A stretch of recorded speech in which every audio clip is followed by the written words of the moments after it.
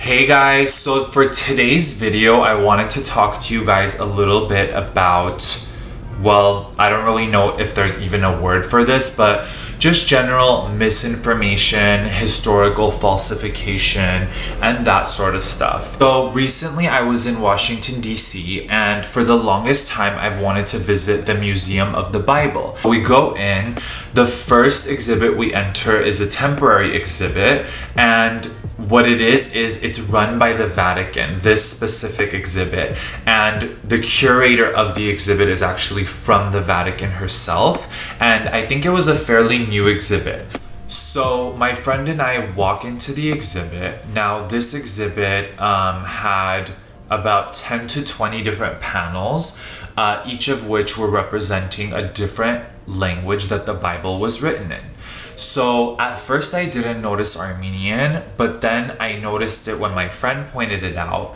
And I'm looking at this, which I will share the pictures as I'm describing this, but it has some guy named Saint John Chrysostom, or Chrysostom. And I'm just like, okay, I've never heard of this guy in my life. And as a lot of us know who are Armenian, and those of you who don't, the creator of the Armenian alphabet is Mesrop Mashtots, and he created it in like 400 something AD. And this is literally like, if you know one thing about the Armenian language, that's what you know. And this person is not him. So I'm literally like, at that point, I'm just like shook to the point where like I'm baffled, and I like need like a break from like, I'm just like, wait, I just witnessed misinformation like on the highest level. But the text is not really that clear, and in the text you can read it on the screen, but the last sentence says he is presented here as the inventor of the Armenian alphabet.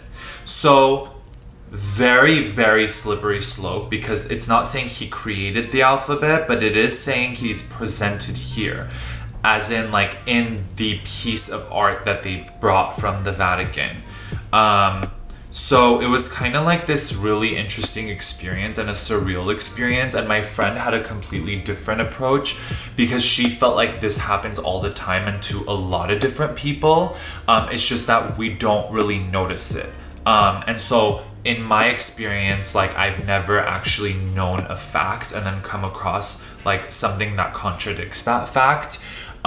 So it was like my first time experiencing that, especially because I had such high hopes for the museum. And also because it's such a simple thing that you can either look up or get that specific community involved and be like, hey, is this true or not? After that, I did go to the workers and let them know what had happened. But long story short, they ended up reaching out to me recently, and this is the curator of the entire museum, but not specifically that exhibit, because remember, that exhibit is run by the Vatican.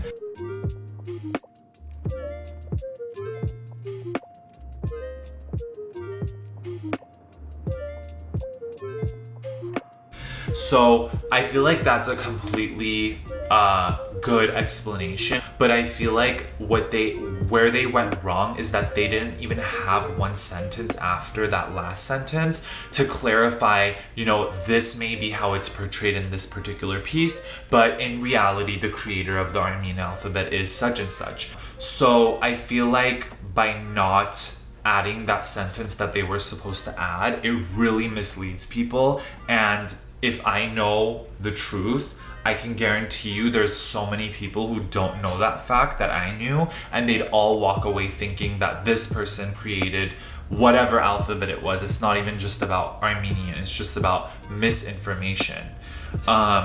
So I kind of just wanted to share that experience with you guys. I did reply to her and I said, I think it's a great idea to add another sentence and to clarify and explain. So let's see what they say, and if I do hear more or if I end up seeing the updated version of it, I'll share it with you guys.